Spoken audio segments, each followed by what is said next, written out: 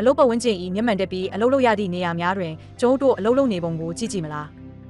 ဘေးကင်းရေးစီမံခန့်ခွဲမှုကောင်းမွန်ခြင်းရှိမရှိနှင့်အဆင်မပြေတဲ့အရာကဘာလဲဆိုတာကိုတစ်ခါလောက်ရှာကြည့်ကြည့်ပါတာယာသောအလုပ်ပတ်ဝန်းကျင်သည်အဆင်ပြေပြီးဘေးကင်းသောစိုက်ပျိုးရေးလုပ်ငန်းအတွက်အခြေခံဖြစ်သည်စိုက်ပျိုးရေးစောက်ဦးရေးတွင်ရှိလမ်းများအကျယ်သည့်လူများနှင့်ရင်းများအလွယ်တကူတွာလာနိုင်စေရန်တသက်ရဲ့စနစ်ကျထားရှိခြင်းဖြင့်မတော်တဆပြုတ်ကျခြင်းများကိုကာကွယ်နိုင်ပါသည်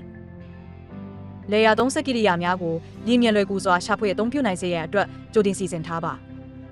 အလုပ်ခွင်ကိုလည်းတိုက်ရှင်းတဲ့ရစွာအလုပ်ကိုအဆင်ပြေစွာပြုလုပ်နိုင်စေရန်စနစ်တကျထားရှိတင်ပါသည်အထူးချစ်ပိုးသဆေးများကိုပေါ်ဆက်စမထားခဲ့တင်ပါစိုက်ပျိုးရေးဆေးကိုလုံခြုံသောတိုးလောင်တဲ့တာတွင်တေတေတက်တက်တော့ခလေလုံခြုံစွာတင်ဆက်ထားရမည်ထို့အပြင်စိုက်ပျိုးရေးလုပ်ငန်းဆောင်ရွက်သည့်နေရာ၌မူနှင့်အမှုစီဝပိုးများကြီးထွားရန်လွယ်ကူသောကြောင့်အမြဲတမ်းသက်ရှင်းနေရန်အရေးကြီးပါသည်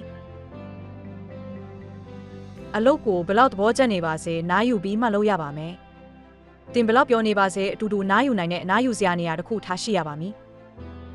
ကောင်းမွန်ပြီးတော့အဆင်ပြေသောအလုပ်အတွက်စိတ်ပါဝင်စားစွာဖြင့်ကျေးဇူးပြုလီကျိုးတို့ဤအလုပ်ပတ်သူ့မအင်ဂျင်ကိုတေချာကြည့်ပါ